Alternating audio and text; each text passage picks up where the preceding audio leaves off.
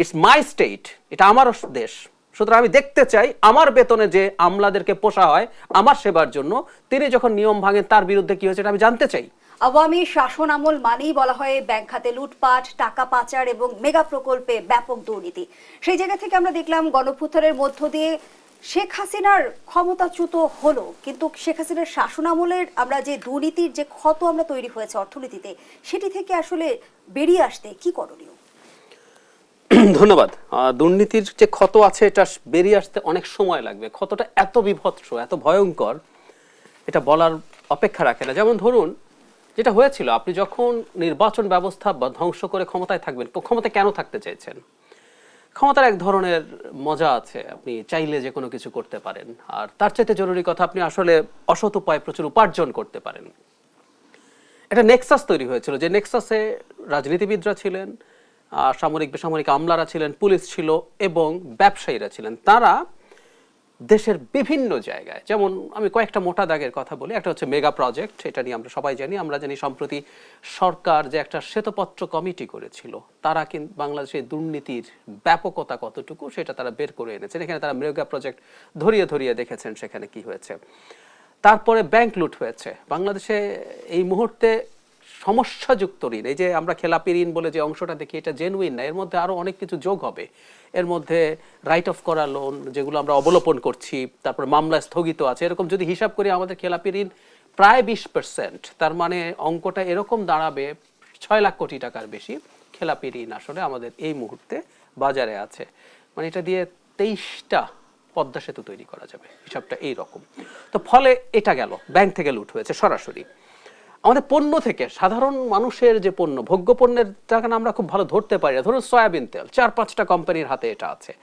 এখানে 5 টাকা 10 টাকা যখন বাড়িয়ে দেন আপনি, তখন এই অল্প সময়ের মধ্যে বাজার থেকে হাজার হাজার কোটি টাকা তুলে নেওয়া হয়। এখানে প্রচুর লুটপাট হয়েছে। এখন সিন্ডিকেট কে নিয়ন্ত্রণ করছে?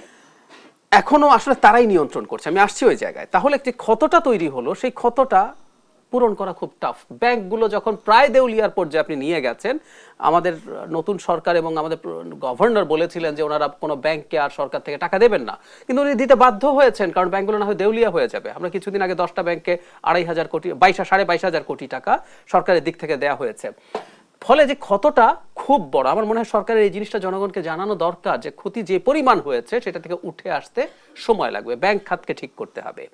নাম্বার 2 হচ্ছে আমাদের রিজার্ভের যে ক্ষতি, রিজার্ভ হয়ে মানে ক্ষতি হয়েছে মূলত টাকা পাচারের জন্য, কারণ আপনি বৈধ পথেও প্রচুর টাকা পাচার করেছেন, ওভার ইনভয়েসিং, আন্ডার ইনভয়েসিং এর মাধ্যমে। সো আপনার রিজার্ভের ক্ষতি হয়েছে, সেটা এখন পতন ঠেকানো গেছে, কিন্তু এখনো সেই কমফোর্টেবল অবস্থা আসতে সময় লাগবে, কারণ ক্ষতিটা এত বেশি হয়েছে। যেটা জরুরি যে কি করলে হবে আপনি জিজ্ঞেস করছিলেন, একটা সুশাসন যাতে সরকারের দিক থেকে হয়, আমরা সেই সুশাসন অন্তত এই একটা জায়গায় ভালো মতো দেখছি। কিন্তু আরেকটা বড় ঝুঁকি রয়ে গেছে, সেটা হলো কি, অর্থনীতিতে কনফিডেন্স ফিরে আসার জন্য আসলে এই ধরনের সরকারের সময় ব্যবসায়ীতে কনফিডেন্স ফিরে আসেন। আপনি যদি আপনাকে একজন ব্যবসায়ী হিসেবে কল্পনা করেন, আপনি চিন্তা করে দেখেন যে একটা সরকার যেটার আয়ু 1 বছর আছে, কম বেশি, একটু বেশি হতে পারে, সর্বোচ্চ 1.5 বছর আছে, আপনি ফার্দার ইনভেস্টমেন্টের জন্য এই সরকারটাকে, সময়টাকে জেনুইন মনে করবেন না। আপনি রাদার অপেক্ষা করবেন যে একটা নির্বাচিত সরকার আসুক, সেটা লম্বা সময় থাকবে, তার অবস্থাটা কেমন হয় সেটার উপর ডিপেন্ড করে আমি ইনভেস্ট করব। সো এই সরকার একটা বড় ঝুঁকি হচ্ছে তার নেচারের কারণে। এই ধরনের অস্থায়ী সরকারের সময় ইনভেস্টমেন্ট ভালো হয় না। সুতরাং সরকার যতই চেষ্টা করুক, আসলে দিনের শেষে একটা মানে নির্বাচিত সরকার লাগবে অর্থনীতির ক্ষত পুরোপুরি সারতে। এটা হলো জরুরি কথা। আর আপনি যে কথাটা বলছিলেন, আস্থা অর্থনীতিতে ফিরে আনার জন্য আরেকটা জিনিস জরুরি, যেটা আপাও বলছেন, বিচার করাটা জরুরি। মানে একটা অর্থনীতিতে এইরকম ডিজাস্টার ঘটিয়ে গেল কিছু মানুষ, খেয়াল করবো আমরা, মানে সরকারের আন্তরিকতার ঘাটতি আমি দেখছি। সব কমিশনের সবার শেষে দুদকে পরিবর্তন হয়েছে, এবং দুদক হওয়া উচিত ছিল সবার আগে। এবং আপনি গড়ে যেভাবে হত্যা মামলা দিচ্ছেন, তার চাইতে আপনার উচিত ছিল এইসব যাদেরকে ধরা হয়েছে তাদের প্রত্যেককে আপনি খুব ইজিলি দুর্নীতির মামলায় আসলে নিয়ে আসতে পারতেন, নিয়ে আসা সম্ভব ছিল। সো দুদক তৈরি হয়েছে, দুদক কি এখনো যথেষ্ট এফেক্টিভলি আপনার আমার সামনে দেখাচ্ছে যে তারা কাজ করছেন? একটা কথা জরুরি, একটা সোসাইটিতে আপনি বিচার যদি নিশ্চিত করতে না পারেন, তাহলে ভবিষ্যতে আপনি সেই অর্থনীতি বা ওই সোসাইটি, ওই স্টেট রান করতে পারবেন না। এই রকম লুটপাটের পরও যদি তারা সঠিকভাবে বিচারের আওতায় না আসে, লুটপাট আপনি বন্ধ করতে পারবেন না। কিন্তু বাংলাদেশের বাস্তবতায় অলিগার্কদের চিহ্নিত করতে দুদক কতটা আসলে সক্ষম? সক্ষমতা যথেষ্ট আছে, সদিচ্ছা আছে এবং সাহস আছে কিনা, আমি সাহসের প্রশ্ন করছি। সদিচ্ছা থাকলেও সাহস নেওয়ার প্রশ্ন আছে। প্রশ্ন আছে কেন?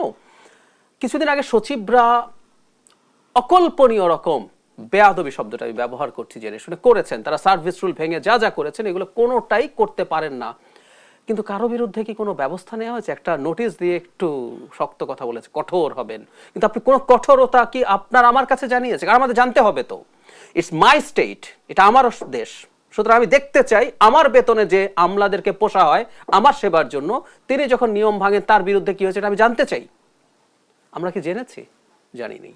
সুতরাং সরকারের আদৌ সাহসও আছে কিনা বা সরকারের ভয় কেন এত এইসব পদক্ষেপ নেয় আমি একেবারেই জানি না। আপনি আরেকটা প্রশ্ন করছিলেন অলিগার্কদের বা এই সিন্ডিকেটটা ভেঙে দেয়া, এই সিন্ডিকেট ভেঙে দেওয়া আসলে এত সোজা না, এটা সমস্যা আছে। আমরা যদি অর্থনীতির বেসিকটুকুও জানি যে অত্যাবশ্যকীয় কিছু পণ্যের, ধরুন চিনি, ভোজ্য তেল 4-5টা কোম্পানির হাতে, পোলট্রির পুরো ফিড, তার ঔষধ, এগুলো 4-5টা কোম্পানির হাতে। এখন আপনি যদি এদেরকে খুব অহেতুক চাপ দিতে শুরু করেন, এটাও এক দুঃখজনক কথা, ধরে নিয়ে আসলেন, কেউ কেউ বলে না যে আমি বিশেষ ক্ষমতা আইনে গ্রেফতার করবো, তো একজন উপদেষ্টা বলেছেন, লাভ হবে না।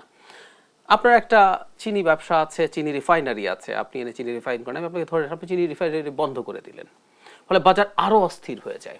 এটা শর্ট টার্মে করা যাবে না, সরকারের যেটা করা উচিত, কিন্তু সেই পদক্ষেপ আমরা দেখছি কিনা সেটা হলো প্রশ্ন। আপনাকে আসলে আরো ব্যবসায়ীদেরকে এনকারেজ করতে হবে, প্রয়োজনে সহজ শর্তে ঋণ দিতে হবে যাতে তারা এই ব্যবসাগুলোতে আসেন।